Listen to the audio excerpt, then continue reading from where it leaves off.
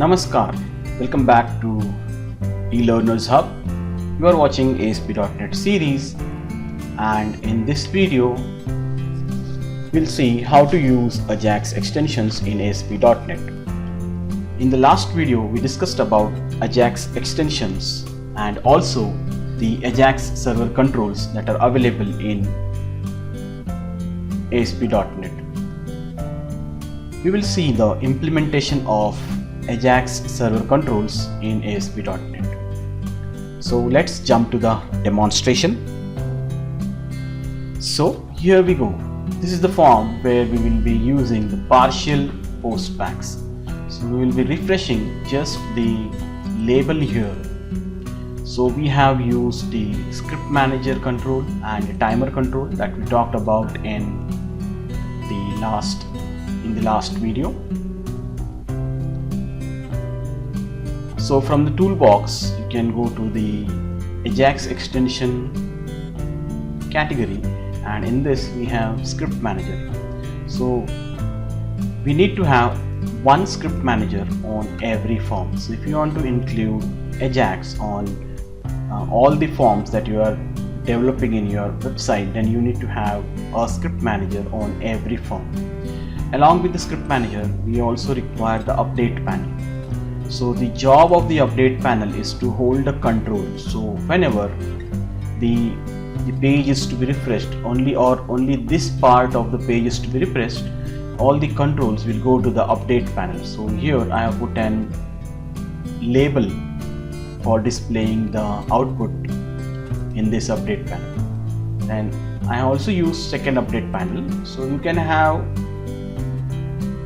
the timer control in the same update panel, but I have used here two update panels so that you can see we can use as many update panels we want in our form. So in the second update panel I have put the timer control. So for the timer control I have set the interval to 6000 milliseconds. So after every 6000 milliseconds the page will be post back to the server, and the data from the server will be processed and will be displayed here in this label. So this is what we are going to do, and what we are doing here is we are trying to mimic the cricket scoreboard. So now on some websites, when the cricket matches are going on, we can see the cricket scoreboard, and the cricket scoreboard is displaying the updated information, like how many runs have been done, how many wickets have gone, or how many hours are completed. So all these are shown in the cricket scoreboard. So we are trying to mimic the cricket scoreboard here. So we assume that somebody is adding the records into the table, and this form is displaying those values to the users. So every 6000 milliseconds the page will get refreshed. So let's first see the working. So I have created a table for adding these records. So match ID, score, wickets and overs. This is just a demo table. So we can see the table has been created in the SQL server. So this is the table, matches played, and you can see the ID, you can see the table structure. So we have match ID, score, wickets and overs, and you can see I have entered some data into it, some records. So 3 records, and these are the details of the record. So the data has been entered 3 times, and you can see the score and wickets that have been played till now. So we are mimicking the cricket scoreboard, and now let's see how it works. So I'll run this program. So first we will add the match details. So assuming that cricket is going on, and the match details like score and wickets and the hours completed that we are adding here. So randomly I put the match ID, score, say wickets and hours, and click on add match. So this will insert the record into the table, and now when you click on the Ajax demo page, so it opens the page with with the script manager and the update panel, and after 6000 milliseconds you can see the table is getting displayed here. So we are generating this table dynamically. So you can now we will this table is getting generated dynamically, and after every 6000 milliseconds this page will keep on refreshing, and you can see the data is getting added. Data will be displayed here. So this is just a demo. We are this is just we have tried to mimic the cricket scoreboard. So let's see the code now, how it's done. So for this, the code is same as we have done for other programs, like adding the records to the table. So we are just have a look at this. Go to the code here, add match details. So on the click event of the match button or add match details, so we are again doing the same things. We are creating a connection string, we are opening a connection string, we are opening a SQL connection. There's an insert query here, and we are using the parameterized value, getting the values from the text boxes and executing the query. And if the query executes successfully, we are making all the text boxes null, and or you can see the blank, and the message is displayed. So this is what is done in the add match detail. So when you click on the add match detail, a record is inserted into the table. Then when you click on the add demo page, now this is a hyperlink. So when you click on this, it will open the Ajax demo ASPX page. So that is this. Now what is happening here? So when this page opens,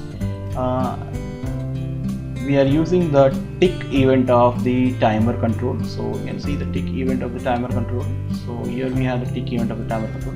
So after every 6000 milliseconds, that is what we have set here for the timer, the interval is 6000. So after every 6000 milliseconds, the records are fetched from the table. So again we are fetching the connection string, opening the SQL connection, creating the SQL connection object, and we are declaring the query that select star from the matches played table. So that is what we saw in the SQL database. The connection is open, the SQL command object is created, and this command is executed here. So the obj read will the data reader object will read all the records from the table. So obj read, and now we are declaring a string variable here, and in the string variable we are creating a table. So here you can see we have a table tag border. So the first column is table head, so that is we are displaying the head, what is the match ID, score, wickets and all, and we are reading the records. So obj read holds all the records that have been fetched by this query, and the read method will read every record or every line of the table. So for every line of the table we are creating a row, and all the records are displayed in respective TDs. So we are creating 4 columns here in the 4 TD forms, and we are displaying the match ID, score, wickets and overs. So we are typecasting here.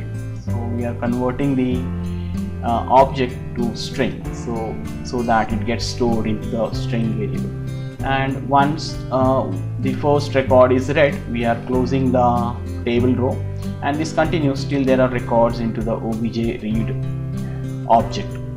And once this is done, we are closing the table tag, because we have opened the table tag here and we are closing the table tag here. So it gets stored, the entire thing gets stored in the str table string variable, as we have concatenated everything here. So the whole table gets stored into the str table, that is a string variable. And finally we are displaying the string variable in the label that we have placed on the form. So this is where it gets displayed, and this is how it works. So every 600 milliseconds the table records will be fetched and will be displayed in this label. So the fetching of record is done here, select star from the matches played, and the records are displayed in this table. So we are generating a table dynamically in a string variable, and finally we are displaying the string into the label.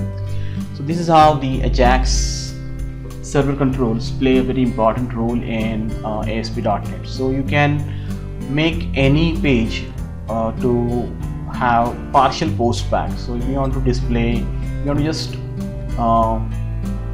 post back the content in this part, in this section of the page. You can have a update panel here, and you can just refresh this particular part of the page.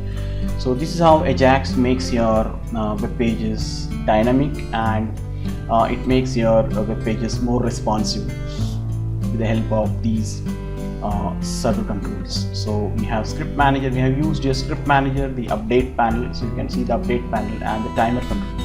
So when you go to the source code of this page, you can see the script manager. It has nothing, it's just a declaration, but when it executes, it handles all the scripts that is required for executing these update panels.